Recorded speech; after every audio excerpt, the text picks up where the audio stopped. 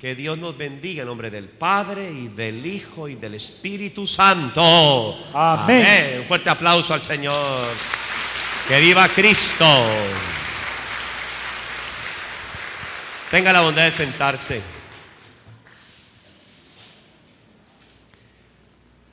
Le doy gracias al Padre Neftalí por esta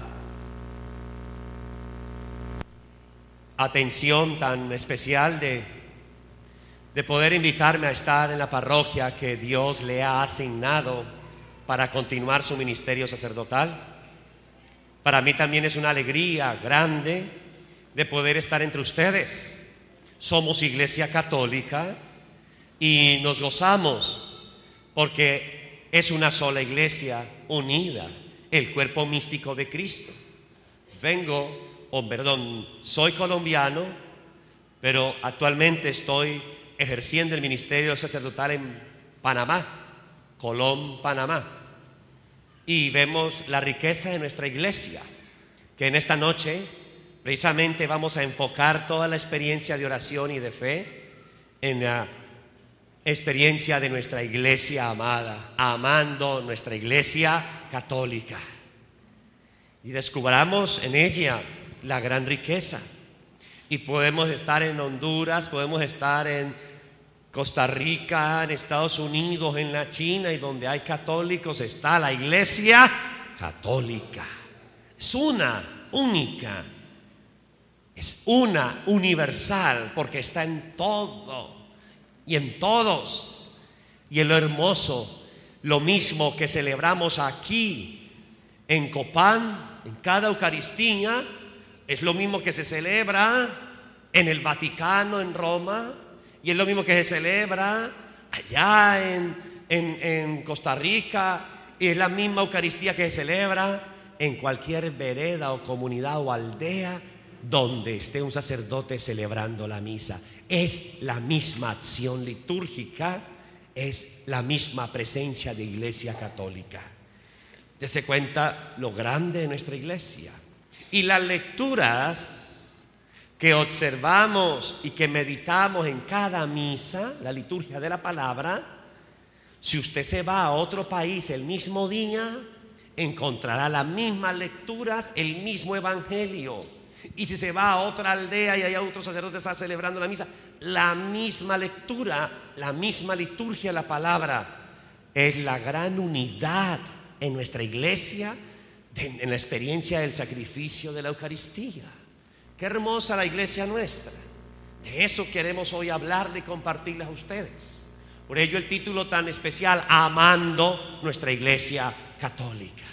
Y cuando decimos amando nuestra iglesia católica, la amamos con sus cualidades, con sus atributos y también con sus deficiencias, con sus debilidades. ¿Y por qué hay debilidades en nuestra iglesia católica?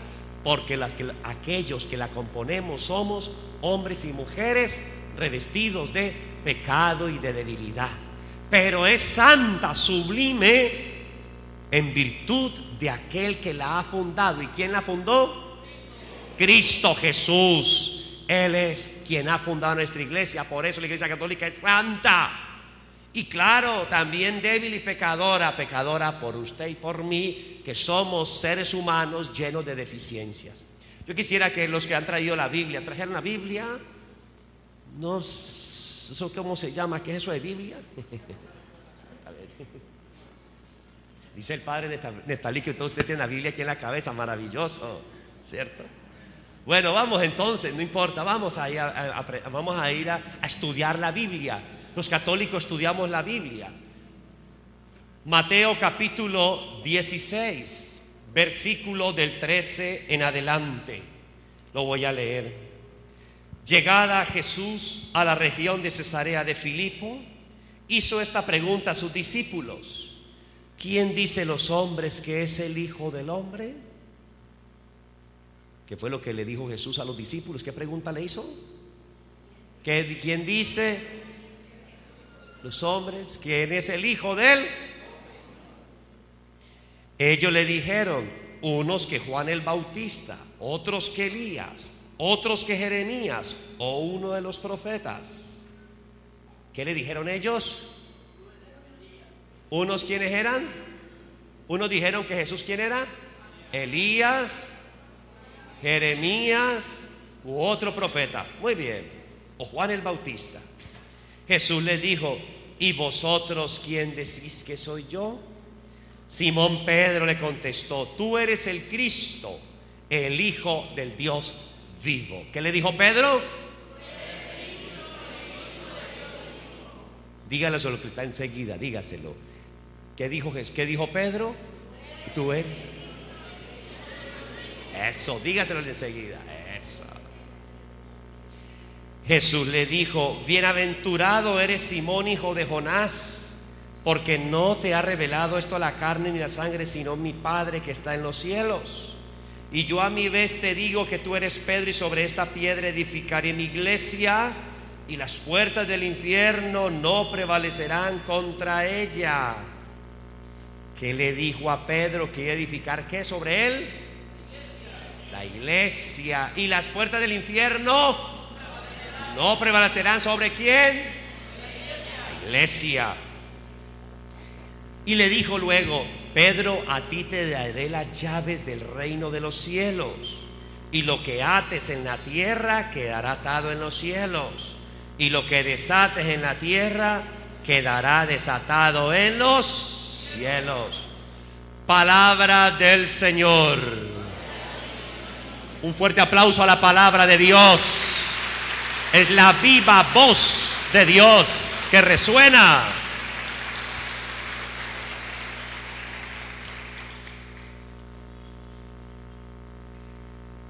Ustedes recuerdan el Génesis, primer libro de la Biblia. Por allá nos enseñaron de pronto historia de la salvación, historia sagrada, y nos decía que Adán, Dios le dio un sueño profundo a Adán, y de la costilla, ¿qué sacó? ¿Un burro? No, un mico. ¿La qué? Eso de un hueso. La mujer, una hermosa mujer. ¿Y qué le dijo cuando despertó del sueño Adán a esa mujer? Esta sí es carne de mi carne y hueso de mis huesos. Pero dése cuenta, uno se preguntará: ¿por qué Dios decidió sacar del costado de Adán a la mujer? ¿Y por qué no la habrá sacado del dedo gordo del pie? ¿O de la cabeza? Unas respuestas podrían ser: si la saca del dedo gordo del pie, a la mujer le podríamos hacer y estaría por debajo del hombre. Y si Dios la sacara de la cabeza de Adán, diría: es más inteligente que el hombre. Dios es sabio. Sacó a la mujer del costado, significa de la mitad, para dejarnos claro que el hombre y la mujer son iguales, que no hay uno más que otro. No hay uno más inteligente que otro, aunque hay algunos por ahí, bueno, no digo nada. Y Dios los creó a igual condición, con los mismos derechos, con las mismas habilidades, y le dio a cada uno una personalidad específica. Dese cuenta que Adán duerme el sueño, y cuando está dormido Dios crea a la mujer. Lo crea de su costado, cerca al corazón, donde están los sentimientos, las emociones. Y despertó, decíamos, Adán, y ¡qué mujerón! Esta sí es carne de mi carne y huesos de mis huesos, ¿verdad? ¿Quiénes se han enamorado aquí? Levanten la mano. Nadie. Ay, pobrecito. A ver, preguntemos por aquí, esto me gusta a mí, meterme en la vida ajena. ¿Usted se acuerda del primer novio que tuvo? Sí, no, sí, no, sí. Sí. ¿Cómo la conquistó? ¿Usted recuerda? No, no recuerda. No. Estaba estudiando. Con un papelito le escribía los mensajes bonitos. Ajo. Y no había celular en esa época. Usted es casado. Sí, ¿usted cómo conquistó a su señora? Sí, ¿y dónde está ella? Sí, sí, sí. Se le...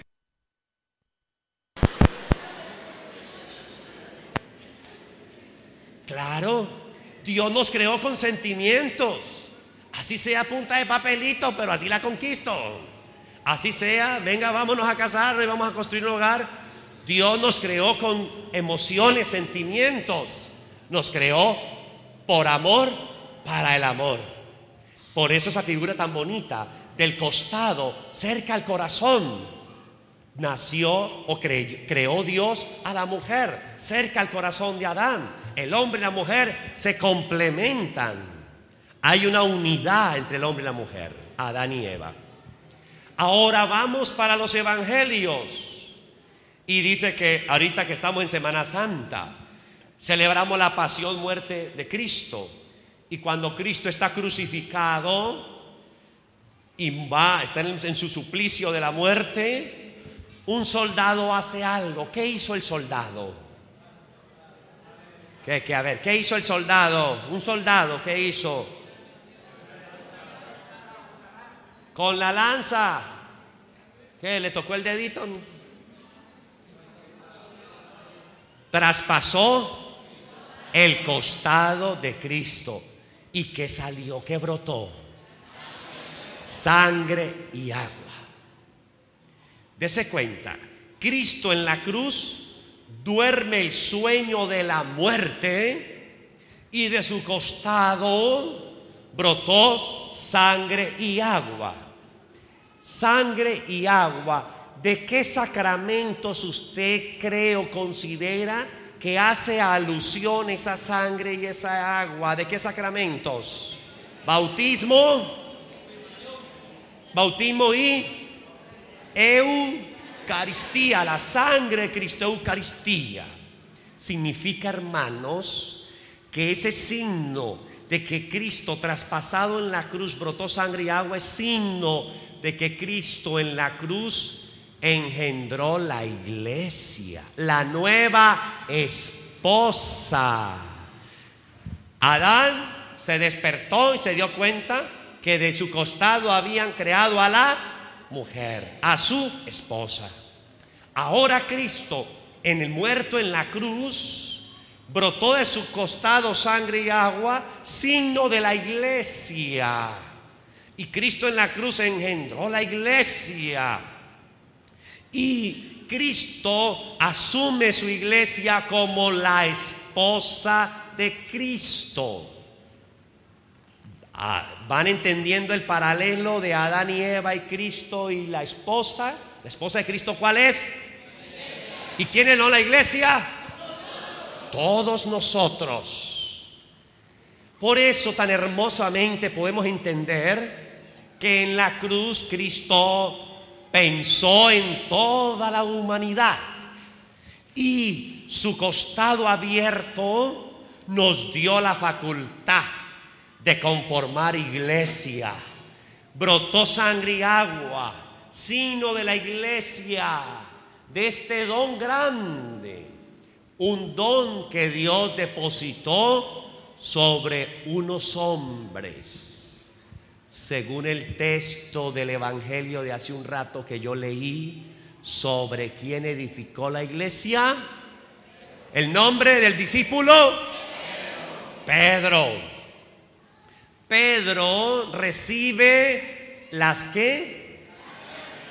llaves de quién, de la casa de dónde, del reino de Dios, las llaves de la iglesia universal.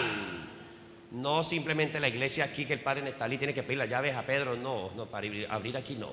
Sino es las llaves de la iglesia universal, las llaves del reino de los. Y resulta que Pedro se convierte en el primer papa de la iglesia católica. Y Jesús le dejó algo encargado después de que le entregó las llaves. ¿Usted recuerda las palabras? Todo lo que ates aquí en la tierra queda atado. Todo lo que desates aquí en la tierra queda desatado. Significa esas palabras la potestad. ¿Saben qué es potestad? Autoridad. ¿Sí? La autoridad, la potestad que Cristo mismo le da a Pedro sobre la iglesia. Por eso, la representación máxima, el signo palpable, grande de nuestra iglesia, es el primado de Pedro en cabeza del Papa. Llámese Juan Pablo II, Juan Pablo I, Benedicto XVI o Francisco el actual. El nombre cualquiera, siempre encontraremos el Papa en quien se edificó la iglesia. Por eso cada Papa es el sucesor ¿de quién? De Pedro. Muy bien, excelente.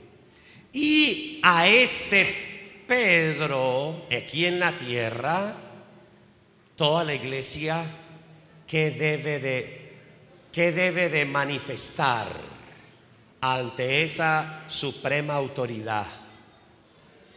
Dígalo duro. Obediencia, porque Jesús le dijo: tú eres Pedro y sobre ti edificaré la iglesia y te doy las llaves del reino. Todo lo que ates queda atado en el cielo, todo lo que desates queda desatado en el cielo. Significa: Pedro, sobre ti edifico la iglesia, y toda la iglesia en obediencia y en comunión trabajarán contigo, Pedro. Tú serás la autoridad, Pedro.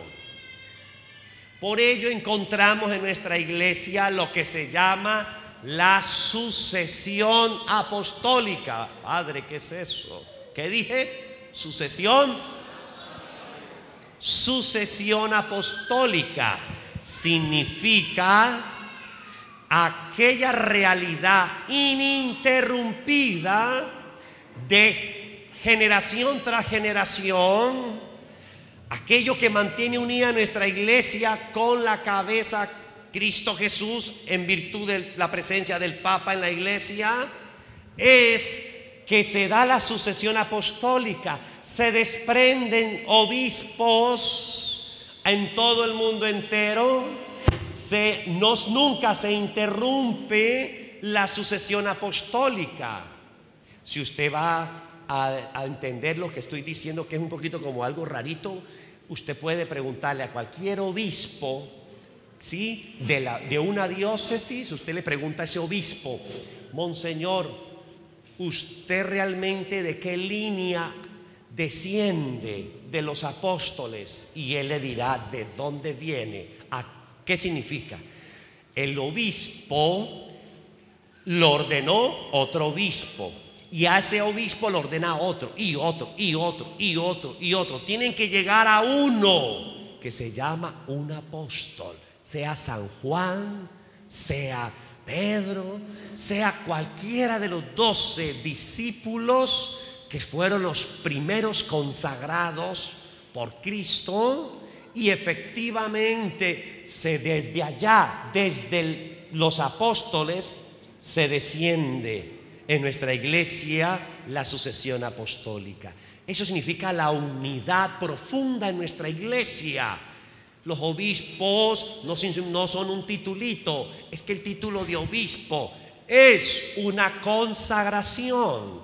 El episcopado es o viene a comportar el tercer grado del sacramento del orden sacerdotal. El orden sacerdotal tiene 3 dimensiones. Primer grado, diácono. Diáconos son los que usted ha visto, unos que tienen como atravesada la estola, ¿sí? Son servidores del altar, ministros de la palabra. Luego viene el presbítero, lo que es el padre Neftalí, los sacerdotes, mi persona. Somos, o es al revés. Y somos nosotros presbíteros. Y la plenitud del sacerdocio se da en el obispo, la máxima autoridad, ¿verdad? En él está la plenitud del Espíritu. Por tanto, a ese obispo que va en descendencia de los apóstoles, se le manifiesta que la que se oiga, no oigo, estoy sordo. Obediencia. El obispo es un regalo de Dios. Es un hombre, sí, como usted y como yo, con debilidades, pero es el pastor, es la cabeza visible de la iglesia particular de una diócesis. La comunión de esta diócesis con la diócesis de Roma es el obispo. El obispo es el puente con el papa, y ahí se da la plena comunión. Y este obispo aquí en la diócesis tiene unos sacerdotes, un presbiterio, y ese presbiterio le manifiesta a ese obispo obediencia. Usted ha notado, hay una frase, una palabra que se cumple siempre, es ¿cuál? Obediencia. El Papa, obediencia a Cristo. Los obispos y toda la iglesia, obediencia al Papa. Todos nosotros obedecemos al obispo. Del obispo viene el presbítero, el sacerdote, el padre Neftalí, por ejemplo. En su comunidad trabajamos unidos y los feligreses manifiestan obediencia al padre Neftalí. ¿Por qué? Porque ha sido escogido por Dios en cabeza de su obispo y lo eligió para estar en esta parroquia o otra parroquia. No es la elección o el mandato de enviar a alguien a trabajar a una parroquia, un sacerdote, es por iniciativa simplemente carnal. Es mandato de Cristo, es enviado de Cristo.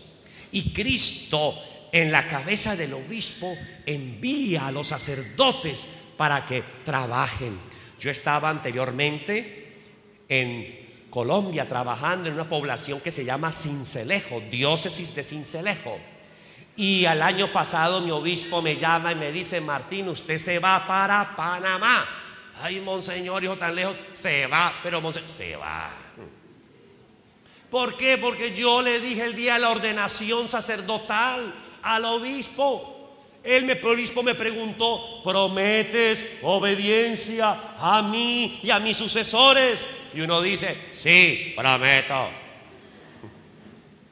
Pero nosotros, sacerdotes, no nos puede olvidar que nosotros les hemos dicho: sí, prometo obediencia a usted y al que vendrá de usted y al otro y al otro y al otro. Prometeré obediencia, obediencia a la autoridad. Y la obediencia es bendecida por el Señor. Cuando uno es obediente, no se equivoca. Cuando nosotros somos obedientes, caminamos en la bendición. Pero cuando hay desobediencia, traen disturbios, traen descomposición, trae desunión. Usted, a ver, levante la mano de aquí. ¿Alguna persona que ha experimentado que su hijo o su hija le ha sido desobediente y los males que ha traído? ¿Sí o no? ¿Me equivoco? Sí. Diga, ¿sí o no? Usted sabe que es bien desobediente o fue desobediente. Sí, sus hijos desobedientes. Pero usted también fue, ¿no?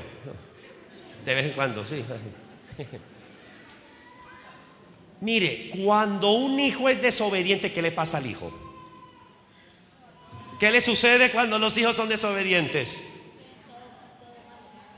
¿Ah? Todo le sale malo, ¿cierto? Usted le dice, no se suba a ese árbol.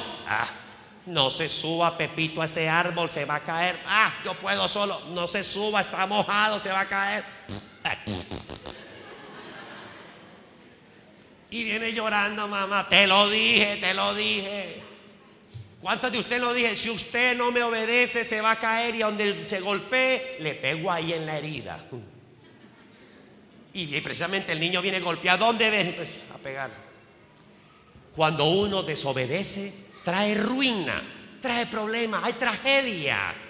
La desobediencia no es de Dios. La obediencia sí es de Dios. Y la obediencia a Dios la bendice. Aunque en el momento no entendamos las cosas, aunque en el momento como que no tengamos claridad, pero la obediencia prueba en mi vida humildad. El que es obediente es porque es sencillo, humilde. Y la humildad traerá también consigo bendición. Por eso vamos encontrando en la estructura de la iglesia una ramificación y una estructura definida de jerarquía, es decir, de mandato de gobierno, que le da solidez a nuestra iglesia católica. Y por eso la obediencia y el respeto al sucesor, al superior, el respeto a la autoridad. Y eso Dios lo bendice. Y recordemos esto, hermanos. Cuando usted, de pronto en la familia, ¿usted ha tenido algún problema alguna vez como de desunión? Yo creo que sí. ¿Usted alguna vez ha encontrado en la familia como división? ¿O no? Aquí todo el mundo es unido, ¿o qué? No, no creo. En todo hogar hay divisiones. Entre las mismas amistades también hay divisiones. En nuestra iglesia no podemos permitir las divisiones. En nuestra iglesia está el don de la unidad. En medio de la diversidad. Somos distintos todos y gracias a Dios. Porque donde fuéramos todos iguales, usted se imagina yo colocándome la ropa del padre Neftalí, me queda aquí de enagua. O si el padre Neftalí se colocara mis pantalones o mis zapatos, se le salen los zapatos. Con estas lanchas que tengo, número 12, y dicen continuará. ¿Sí? Dios a todos nos ha dado algo específico, pero sí, en medio de esa diversidad y que todos somos distintos, está lo que es la unidad. Y la unidad es la plena comunión. Estamos en comunión significa estamos de acuerdo. Nos hemos colocado de acuerdo y vamos a luchar por un mismo ideal en el querer de Dios, no en el de los hombres, sino en el de ¿quién? En el de Dios. Aprendamos a leer o hacer una lectura de la vida y desde Dios podemos entender las cosas que nos pasan. Aprendamos a discernir los signos de la vida desde Dios. ¿Qué Dios me quiere decir con algo? ¿Para qué Dios permite las circunstancias difíciles en mi vida? ¿Para qué Dios hace o permite o cuál será el propósito de Dios?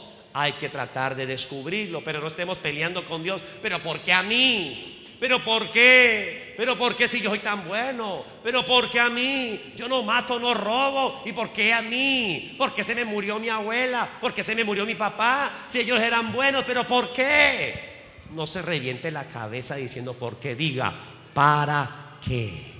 ¿Para qué propósito? ¿Cuál es el propósito de Dios? ¿Cuál será su voluntad? Y uno simplemente diga, esperamos en Dios.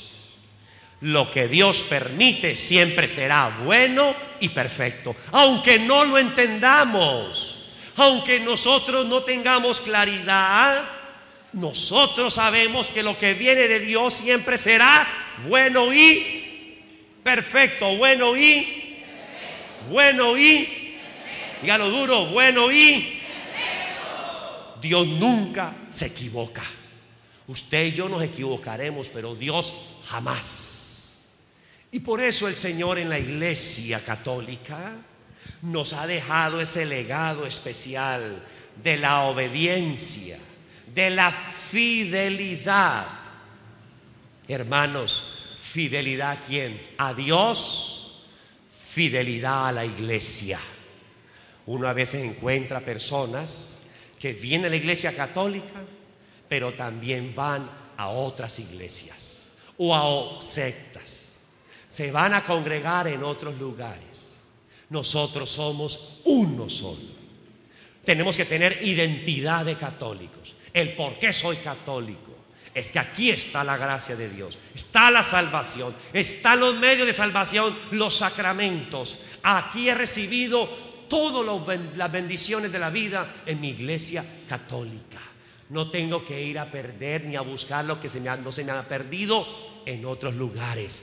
La iglesia de Cristo, la iglesia católica. Denle un fuerte aplauso a la iglesia católica, nuestra iglesia que amamos.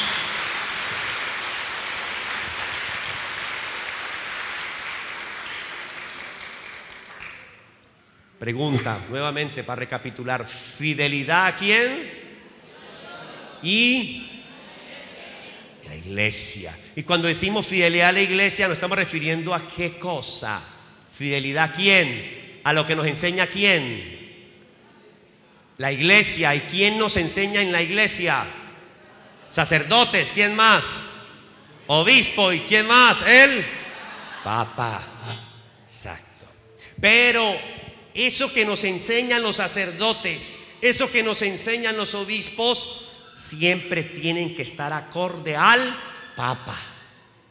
Porque también a veces a nosotros los padrecitos se nos desvirulea la cabeza y por ahí hacemos cositas que no son buenas. Y hablemoslo así como es debido. Somos seres humanos débiles, pero a veces nos equivocamos y no todo tenemos que tener discernimiento. Cuando nosotros sacerdotes actuamos, tenemos que actuar siempre en comunión con el obispo. Lo que el obispo plantee, porque es el legado de Cristo a Pedro. Pedro, eres sobre ti edificar la iglesia. Todo lo que ates queda atado y lo que desates queda desatado. Obediencia, Pedro. Obediencia a ti, Pedro. Obediencia al Papa, los obispos, sacerdotes. Es la línea coherente de la acción de Dios en la iglesia. Y nosotros aprender a escuchar a Dios. No escuchar mis propios deseos, sino lo que Dios quiere. La voluntad de Dios la escucho en su palabra. La voluntad de Dios la escucho en la Eucaristía. La voluntad de Dios la escucho cuando habla el Papa, cuando habla el obispo. Ahí escucho el querer de Dios, aunque no entienda, aunque me parezca extraño, pero ahí está la obediencia que es bendecida por el Señor. Cuando yo escucho y acato la autoridad, porque Dios mismo en Cristo ha colocado la autoridad como un medio de gobierno para que haya orden y haya unidad. Lo de Dios no lo rompe nada ni nadie. Los planes de los hombres se fracasan, los planes de Dios permanece. Un fuerte aplauso al Señor.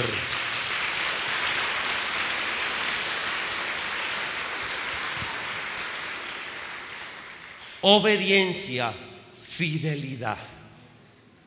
Obediencia y fidelidad, hermanos. Y tercero, unidad. La unidad que les hablaba hace un momento. Mire, cuando los hombres, seres humanos, se unen para hacer el mal, terminan mal. ¿Cómo terminan? Mal. Cuando los seres humanos se unen para el bien, terminan mal. Bien. Terminan bien. Lo que empieza bien termina. Lo que empieza mal termina mal.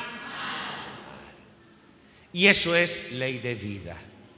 Un matrimonio que empieza mal, termina mal.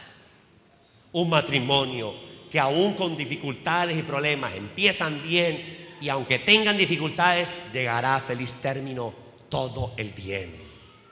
Eso es principio de vida. Cuando un alumno en el estudio empieza mal y no busca su recuperación, no busca mejorar, terminará mal.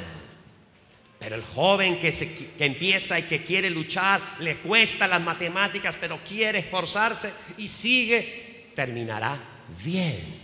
Luchó, se le dio la oportunidad, buscó los medios y logró su meta, graduarse del colegio, por ejemplo. Dese cuenta, la unidad trae bendición. El Espíritu Santo es el espíritu de la unidad. Los hombres, seres humanos, cuando se reúnen para planear algo sin contar con Dios, créame que eso terminará mal.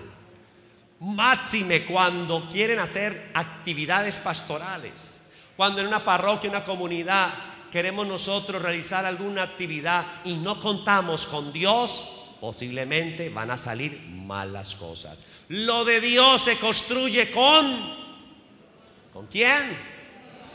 Lo de Dios se debe construir con Dios.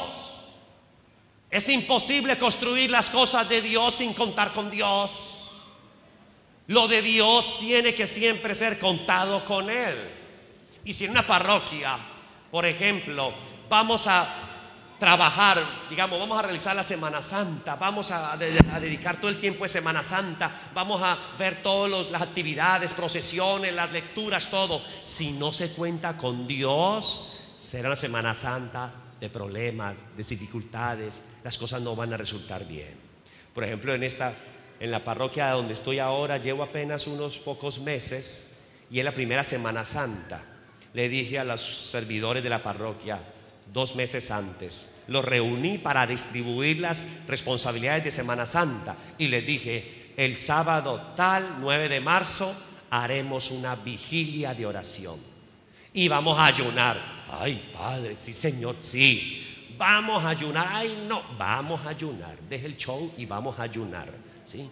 Y vamos a orar. Y expuse el Santísimo y oramos en esa noche, pidiendo al Señor que todo lo que vamos a realizar sea para la gloria de Él y el beneficio de la comunidad.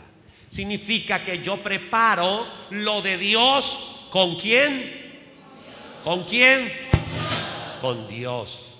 Involucro a Dios. Dios, le presento a Dios mis cosas. Que sea Dios que tome el control de todo lo que hay. Le consulto a Dios. Y Él, en el Señor, voy tomando las decisiones esperando su voluntad, no mi voluntad, no es lo que a mí me gusta, es lo que le gusta. ¿A quién? A Dios. Y Dios siempre le gustará el bien, el orden, la obediencia, la fidelidad, el respeto, la paz. La unidad no se encuentra ni se logra con armas. La unidad no es a punta de fusil que se trae la paz, que se trae el orden. La unidad viene de un espíritu de paz. La unidad viene por el diálogo. La unidad viene por el recto uso de las cosas. La unidad viene por vivir en la obediencia y en la fidelidad a Dios y a la iglesia. Ahí se va a dar la paz, ahí se da la unidad. Yo creo, ya para ir terminando, que ya muchos yo soy más convencido. ¿Saben qué? Hago un paréntesis. Aquí estoy hablando y hay algunos que hacen así, miren. Y yo digo, uy, me está diciendo sí, siga, mentiras, están durmiendo. Ese padre está muy largo, hablando mucho, ¿sí? Qué cosa tan larga. Y yo contento y la gente me hace así, sí. Pobre iluso yo. Recuerde muy bien. La unidad, y ahora nuestra parroquia tiene que ser el fermento de unidad.